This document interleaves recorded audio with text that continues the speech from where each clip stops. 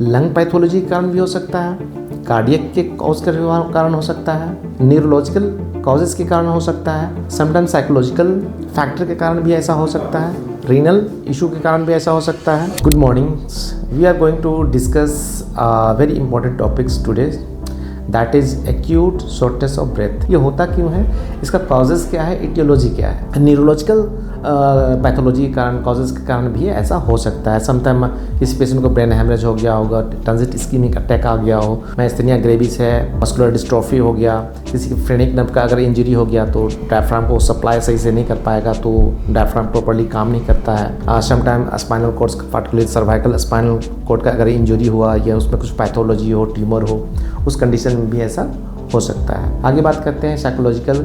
Sometime किसी patient को acute anxiety होता है, एक्यूट एंजाइटी होता है, पैनिक अटैक आता हो, उस कंडीशन में भी एक्यूट शॉर्टनेस ऑफ ब्रेथ हो सकता है, डिस्निया हो सकता है। अब हम लोग रीनल पैथोलॉजी की बात करें, अगर किसी पेशेंट को सीकेडी का पेशेंट है, क्रोनिक किडनी डिजीज़ है, किडनी फेल्योर में है, किडनी इंजरी है, चाहे रीनल फेल्योर में है, तो पेशेंट के शरीर में वाटर रिटेंशन होता है। वाटर रिटेंशन होने के कारण क्या होता है, लंग पेरेन्काइमा में कंजेशन डेवलप कर जाता है, जिसके कारण क्या होता है, पेशेंट को डिस्निया होता है। पुल्मोनरी हाइपरटेंशन भी हो सकता है, वाटर रिटेंशन के कारण कंजस्टिव हार्ट फेलियर भी हो सकता है। समटाइम पेशेंट को अगर एक्यूट ऑनसेट में एनीमिया हो, पर्टिकुलरली अगर ट्रोमा की बात करें, चाहे एक्यूट ब्लड लॉस अगर हुआ हो, उस कंडीशन में भी एक्यूट शॉर्टनेस ऑफ ब्रेथ हो सकता है। एनाफाइलैक्टिक रिएक्शन, समटाइम किसी पेशेंट को क्या होता है, किसी खाने से एलर्जी होता है, कोई डस्ट से एलर्जी होता है, या तो फिर किसी कोई इंसेक्ट बाइट किया हो, जो या तो कोई बी बाइट किया हो, या तो फिर हम लोग समटाइम्स पेशेंट से हिस्ट्री लेते हैं, कोई सब्सटेंस का एब्यूज़